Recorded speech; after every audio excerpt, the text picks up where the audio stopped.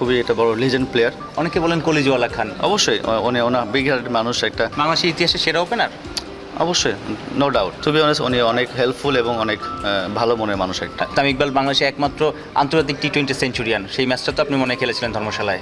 হ্যাঁ জি, অবশ্যই আমি ওনার সাথে ছিলাম এবং আমি ব্যাটিং ক্রিজে ছিলাম আমি, এবং ওনার সাথে অনেক সুন্দর সুন্দর মুহূর্ত আছে এবং আসলে উনি খুবই একটা বড় লিজেন্ড প্লেয়ার। অবশ্যই আমাদের সবারই খুব কাছের বড় হয় এবং খুবই হতাশভাবে যাচ্ছে, বাট আমার কাছে মনে হয় একদিন তোকে সবাইকে বিদায় নিতে হবে।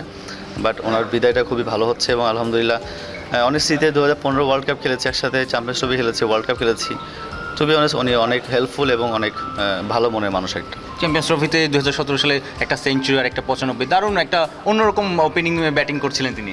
রাইট, যতদিন আমি খেলেছি লাইক ওয়ার্ল্ড কাপ থেকে শুরু করে যত টুর্নামেন্ট খেলেছি উনি খুব ভালো ফর্মে ছিল এবং খুব ভালো টাচ ছিল এবং খুবই হেল্পফুল, আমাদের ছোটোদের জন্য খুবই হেল্পফুল এবং খুবই আমাদের সাপোর্ট করতো সবাইকে।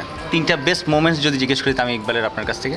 2015 ওয়ার্ল্ড কাপ কোয়ালিফাই করছি আমরা, চ্যাম্পিয়ন্স ট্রফি উনি খুব ভালো ফর্মে ছিল, দেন টি20 world cup century. And however 2018-তে যখন মুশফিকের সাথে যে ভাঙা হাত নিয়ে গ্লাভস কেটে খেললেন। ওইটা আমি ছিলাম না, বাট ওটা একটা মানুষের মেমোরিয়াল হবে অবশ্যই। অনেক মেমোরি ওনার সাথে আছে, সবার সাথে, বাট আলহামদুলিল্লাহ is a very good man. অনেকেই বলে তামিম ইকবাল জুনিয়রদের বা সতীর্থদের আগলে রাখেন, ভালোবাসেন, অনেক টেক কেয়ার করেন। অনেকে বলেন কলিজওয়ালা খান, আপনি কি বলবেন? অবশ্যই উনি ওনার বিগ হার্টেড মানুষ একটা। আর উনি না, সবাই আসলে সব সিনিয়র প্লেয়াররাই সব জুনিয়রদেরকে আগলে রাখে আর এবং সবাই খুব হেল্পফুল, খুবই ভালোবাসে সবাইকে। এবং তামিম ভাইয়ের কথা তো বলা যায় না, আসলে ছোটোদেরকে যারা ভালোবাসে এবং ওয়ান কাইন্ড অফ মাইন্ড যে অনেক ভালোবাসে, সবাইকে অনেক ভালোবাসে এবং সব আগলে রাখে। বাংলাদেশের ইতিহাসে সেরা ওপেনার। অবশ্যই, নো ডাউট।